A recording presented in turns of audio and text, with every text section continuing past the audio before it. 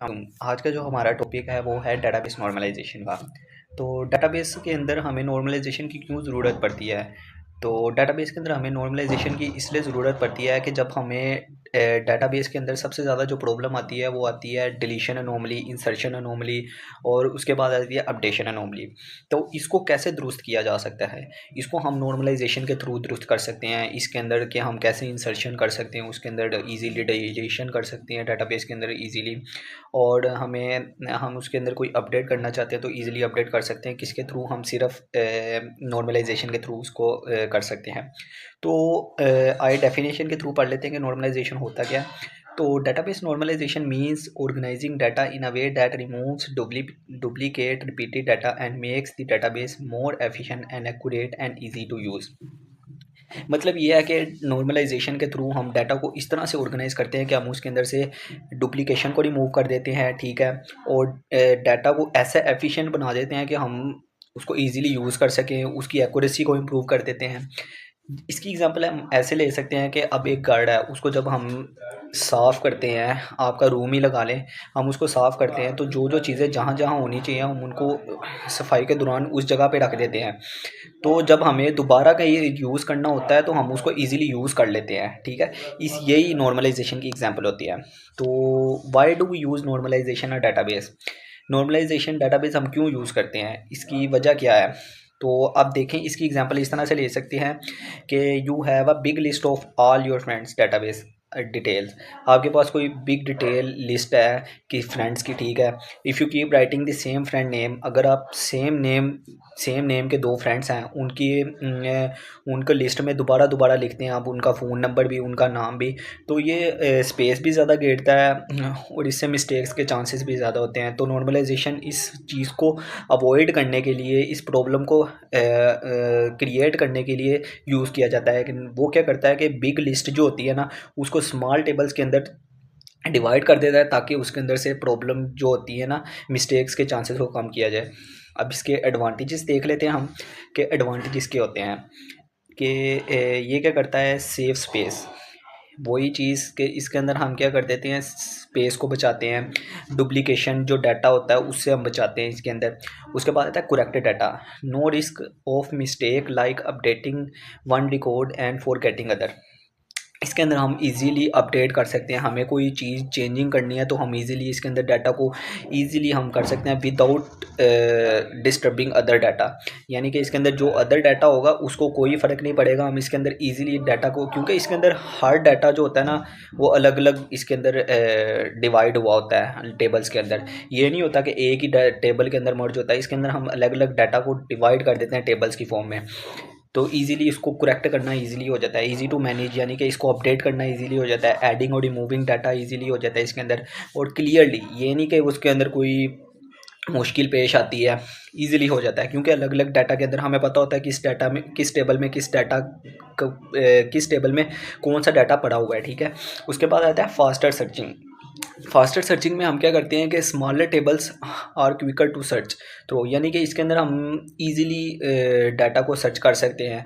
कोई अगर हमें कोई किसी भी रिलेटेड आईडी के रिलेटेड या नेम के रिलेटेड कोई भी हमें सर्च करना है तो हम इजीली इसके अंदर से सर्च कर सकते हैं, क्योंकि इसके अंदर हम बिग टेबल को स्मॉल टेबल्स के अंदर डिवाइड कर देते हैं। उसके बाद हमारे पास आ जाता है डिसएडवांटेजेस इसके। तो डिसएडवांटेजेस में पहला आ जाता है कॉम्प्लिकेटेड क्यूरीज। ये सबसे इंपॉर्टेंट इसकी डिसएडवांटेजेस है जो इसके अंदर हमें फेस करने पड़ते हैं कि हमें सबसे इसके लिए क्यूरीज बहुत ज़्यादा लिखनी पड़ती हैं। अब क्योंकि एक इसके अंदर थाउजेंड्स ऑफ टेबल्स बनते हैं, ये नहीं होता कि एक ही टेबल के अंदर हम सारा कुछ डाटा ऐड कर देते हैं। इसके अंदर थाउजेंड ऑफ टेबल होते हैं जो कि अलग-अलग जिसके अंदर हमारा डाटा पड़ा होता है। तो हम उसको आपस में लिंक करवाने के लिए क्यूरीज लिखते हैं, जो कि ह्यूज अमाउंट में क्यूरीज लिखनी पड़ती हैं, ठीक है। तो इसलिए इसके अंदर कॉम्प्लिकेटेड क्यूरीज का आ जाता है। उसके बाद आता है स्लोअर परफॉर्मेंस। ज़ाहिरी बात है, जब आपने कुछ किसी टेबल को किसी के साथ लिंक करना है तो उसके लिए क्यूरी लिखनी है, तो इसके उससे फिर आपकी परफॉर्मेंस जो होती है वो स्लो हो जाती है। Takes time to setup. Designing a normalized database can be tricky. Data designing of normalize database can be tricky है इसके अंदर, एंड टाइम कंज्यूमिंग है, ठीक है। उसके बाद आ जाता है नोट ऑलवेज नीडेड। यानी कि सम टाइम ऐसा होता है, सम केसेस में कि आपको नॉर्मलाइजेशन की ज़रूरत नहीं होती, जैसा कि लाइक रिपोर्टिंग के अंदर और एनालिटिक डिनॉर्मलाइज्ड डाटा के अंदर, इसके अंदर हमें रेपिटेशन की ज़रूरत होती है जो कि इसके काम को बेहतर बनाते हैं। उसके बाद आ जाते हैं हमारे पास types of normalisation. Types of normalisation, इसके अंदर हमारे पास जो टाइप्स आ जाती हैं इसकी आ जाती हैं first normal form, second normal form, third normal form और BCNF, यानी कि ये इसकी चार टाइप्स हैं जिसके थ्रू हम नॉर्मलाइजेशन अप्लाई करते हैं किसी भी डाटाबेस के ऊपर। तो इसको हम रीड करके देख लेते हैं कि नॉर्मलाइजेशन होता क्या है। Normalization is done in step called normal form. Normalization को स्टेप्स के अंदर ठीक तरीके से हल करना, उसको हम नॉर्मल फॉर्म कहते हैं। ठीक है, each step makes the database better organized. एक स्टेप जो है ना, हर एक स्टेप का अपना काम होता है और हर एक स्टेप डाटाबेस को बेटर तरीके से ऑर्गेनाइज करता है। उसके बाद पहला आ जाता है हमारे पास first normal form. First normal form के कुछ रूल्स हैं कि इसके अंदर पहला रूल आ जाता है कि सिंपल नो डुप्लीकेशन कॉलम, यानी कि डुप्लीकेशन कॉलम्स के अंदर अलाउ नहीं होती फर्स्ट नॉर्मल फॉर्म में। वो इस चीज़ को देखता है और इसको हल करता है। और नो रिपीटेड ग्रुप्स इन रोज, यानी कि ग्रुप्स के अंदर, रोज के अंदर रेपिटेशन नहीं अलाउ करता। ये चीज़ फर्स्ट नॉर्मल फॉर्म के अंदर देखी जाती है और इसको टेबल्स को हल किया जाता है फर्स्ट नॉर्मल फॉर्म के अंदर। अब देखें, इसकी एग्जांपल से आपको सही तरीके से समझ आएगा। जैसा कि अभी एक मेसी टेबल है। मेसी टेबल कैसे है कि इसके अंदर इंडिविजुअल डाटा नहीं है, यानी कि हर एक रो के अंदर इंडिविजुअल डाटा नहीं है। आईडी के अंदर है, नेम के अंदर हम अली लिख दिया। अब फ़ोन नंबर के अंदर हमारे पास दो आ गए, इंडिविजुअल नहीं है नंबर्स, दो नंबर्स आ गए, यानी कि इधर हमारे पास वन एन, यानी कि यहाँ पे ये हमारे पास जो होगा ना अनऑर्गेनाइज्ड अननॉर्मलाइज डाटा होगा, अननॉर्मलाइज टेबल होगा एक किस्म का। तो 1NF में ये चीज़ अलाउ नहीं होती कि हम दो, मतलब कि जैसे 1 2 3 कोमा 4 5 6 दो नंबर्स आ गए हैं, तो ये 1NF अलाउ नहीं करता। तो इसके लिए हम क्या करते हैं कि अलहदा रो बना लेते हैं। ठीक है, वही आईडी के नेम्स, आईडी भी, नेम भी वही, और फ़ोन नंबर हम उसका अलहदा से लिख देते हैं, इंडिविजुअल टेबल्स बना देते हैं। और ये ईज़िली इससे हमें पता लग जाता है कि इस नंबर पे ये है, इस नंबर पे ये है, इस चीज़ की सारा। उसके बाद आ जाता है second normal form. The rule has no partial dependency if a column depend on part of a key, यानी कि नो पार्शियल डिपेंडेंसी है इसके अंदर। ठीक है, if a column depend on a part of a की, अगर कोई कॉलम डिपेंड कर रही है किसी पार्ट ऑफ अ की पे तो हम उसको फिक्स करेंगे। ठीक है, जैसे अब इसके अंदर हमारे पास एग्जांपल में आ जाता है, एक टेबल बनी है, उसके अंदर हमारे पास स्टूडेंट आईडी है, कोर्स आईडी है और स्टूडेंट नेम है और कोर्स नेम है।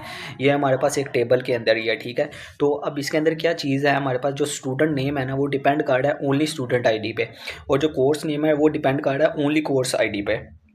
तो हम इसको क्या करेंगे, इसको स्प्लिट कर देंगे इस टेबल को, यानी कि इस तरह से इसको अरेंज करेंगे कि ये इंटरलिंक एक दूसरे से कर सकें, क्योंकि डायरेक्टली लिंक इसके अंदर नहीं कर सकते हम। तो इसके लिए हमारा हल है ये कि हम इसके लिए 3 टेबल बनाएंगे। जैसे कि पहला टेबल हम स्टूडेंट का बनाएंगे जिसके अंदर स्टूडेंट आईडी और स्टूडेंट नेम आ जाएगा। उसके बाद कोर्सेज़ के लिए हम अलहदा बनाएंगे जिसके अंदर कोर्स आईडी और कोर्स नेम आ जाएगा। और थर्ड टेबल जो होगा वो इसको इंटरलिंक, यानी कि इनको इनरोलमेंट के लिए यूज़ करेंगे। उसके अंदर हम स्टूडेंट आईडी और कोर्स आईडी, और इस, यानी कि इसके अंदर से हम प्राइमरी की जो होगी ना इन दोनों की, उनको इसके अंदर हम इस वाले टेबल के अंदर ऐड करेंगे ताकि हम इन दोनों को लिंक करवा सकें आपस के अंदर। उसके बाद आ जाता है हमारे पास third normal form. Third normal form का क्या काम होता है, नो कॉलम, इसका जो रूल इसका जो रूल होता है, no column should depend on another non key column, यानी कि no column should depend on another no key column, यानी कि एक नंबर ऑफ कॉलम जो होगी ना वो दूसरी अनदर नंबर ऑफ नॉन की के ऊपर, कॉलम के ऊपर डिपेंड नहीं कर रही होगी। Every column should depend only on the primary की। इसके अंदर ये है कि जैसे कि कुछ कैंडिडेट कीज़ होती हैं और कुछ नॉन प्राइमरी कीज़ होती हैं। अब नो प्राइम कीज़ जो होती है ना वो डिपेंड करती हैं ओनली ऑन प्राइमरी की। ठीक है, यानी कि कैंडिडेट कीज़ पर डिपेंड करती हैं। तो अब किसी टेबल के अंदर कोई ऐसी होती है कि एक नॉन प्राइमरी की दूसरी नॉन प्राइमरी की पर डिपेंड कर रही होती है, तो थर्ड नॉर्मल फॉर्म में ये चीज़ अलाउ नहीं होती। तो इसके अंदर ये चीज़ को हल करने के लिए हम थर्ड नॉर्मल फॉर्म अप्लाई करते हैं। जैसे कि अब इसके अंदर आ जाता है student ID, student name, department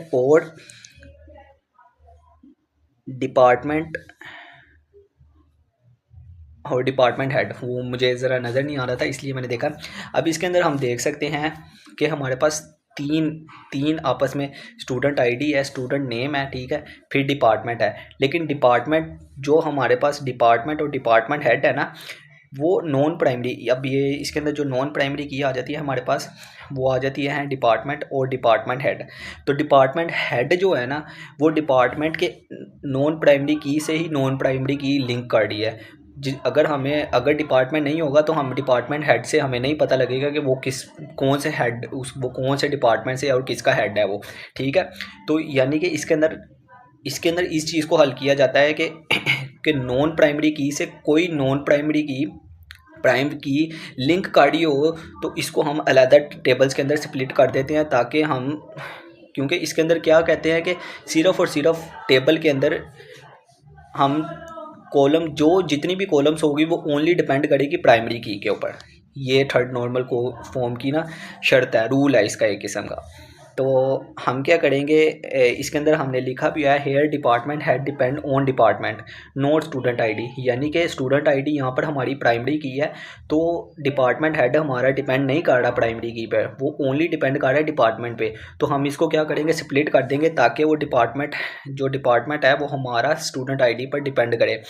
तो अब हम क्या करेंगे, स्टूडेंट आईडी एक हम दो टेबल्स क्रिएट करेंगे। एक टेबल के अंदर हम स्टूडेंट आईडी, स्टूडेंट नेम और डिपार्टमेंट ऐड कर देंगे, और दूसरे टेबल के अंदर हम डिपार्टमेंट बना देंगे खाली, डिपार्टमेंट और डिपार्टमेंट हेड। अब इसका मतलब ये है कि स्टूडेंट आईडी जो होगी ना, वो स्टूडेंट आईडी डिपार्टमेंट्स के साथ लिंक आईडी है। इसके अंदर हम क्या करेंगे, पहले हम स्टूडेंट के नाम से एक टेबल बनाएंगे, जिसके अंदर हम स्टूडेंट की आईडी रखेंगे और स्टूडेंट का नेम रखेंगे और डिपार्टमेंट का नेम आ जाएगा, ठीक है। तो इसका मतलब ये हुआ कि हमने क्या किया कि स्टूडेंट आईडी को लिंक करवाया स्टूडेंट नेम और यानी कि इसके अंदर एज आ हमारी जो प्राइमरी की यूज़ हो रही है सिर्फ वो स्टूडेंट आईडी है, और बाकी जो इसके साथ लिंक कर रहे हैं वो स्टूडेंट नेम और डिपार्टमेंट है। और दूसरे टेबल के अंदर हमने डिपार्टमेंट के नाम से एक टेबल बनाया, जिसके अंदर डिपार्टमेंट हमारा एज अ प्राइमरी की यूज़ हो रहा है और डिपार्टमेंट हेड एज हमारा नॉन प्राइम की यूज़ हो रहा है। तो ये हमारी सेटिस्फाई होगी इसके अंदर थर्ड नॉर्मल फॉर्म की कंडीशन। तो ऐसे हम थर्ड नॉर्मल फॉर्म अप्लाई करते हैं। अब हमने किसी भी बिग टेबल को ब्रेक करना है, डिकम्पोज करना है एक किस्म का छोटे टेबल में, तो इसके कुछ रूल्स हैं, तो वो पहले हम स्टडी कर लेते हैं, फिर हम उसको एग्जाम्पल भी उसकी देख लेंगे। तो फाइंड रिपीटेड डाटा, यानी कि हमने पहले इसके अंदर सबसे पहली जो चीज़ देखनी है कि कोई भी डाटा रिपीट हो रहा है तो हमने पहले उसको देखना है, उसको पहले रिपीटिशन को ख़त्म करना है, फिर देन आगे हमने कोई काम करना है। क्या करना है, look for columns where the same information is written again and again, यानी कि हमने देखना है इसके अंदर कॉलम्स के अंदर कि सेम इन्फॉर्मेशन रिटन हुई है अगेन एंड अगेन, तो हमने उसको ख़त्म करना है। तो क्या करेंगे हम, स्प्लिट इनटू स्मॉलर टेबल्स, हम उसको कर देंगे स्प्लिट इनटू स्मॉलर टेबल्स के अंदर put each group of related information into its own table. Her table को हर टेबल को हम हर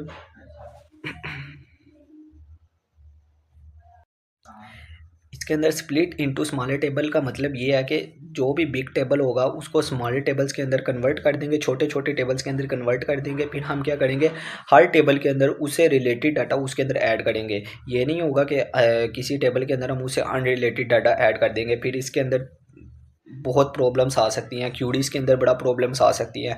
तो ऐसा इसके अंदर हरगिज़ नहीं करना, जो जिस टेबल में जिसके रिलेटेड डाटा होगा उससे रिलेटेड उसके अंदर डाटा ऐड करना है। उसके बाद हमारे पास थर्ड कंडीशन आ जाती है लिंक टेबल्स। लिंक्स टेबल के अंदर हमने क्या करना है कि use primary keys and foreign keys to connect the smaller tables.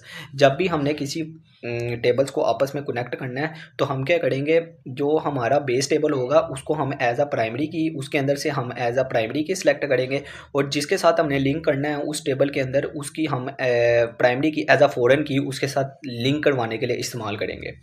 अब इसकी एग्जांपल इस तरह ली जा सकती है कि अब हमारे पास एक बिग टेबल है जिसके अंदर हमारे पास ऑर्डर आईडी है, कस्टमर नेम है, प्रोडक्ट आईडी है, प्रोडक्ट नेम है और क्वांटिटी है। तो हम इसके अंदर नॉर्मलाइजेशन अप्लाई करते हैं। तो नॉर्मलाइजेशन कैसे अप्लाई करेंगे, हम इसको 3 टेबल्स के अंदर डिवाइड करेंगे, वो आपको पता लग जाएगा किस तरह से।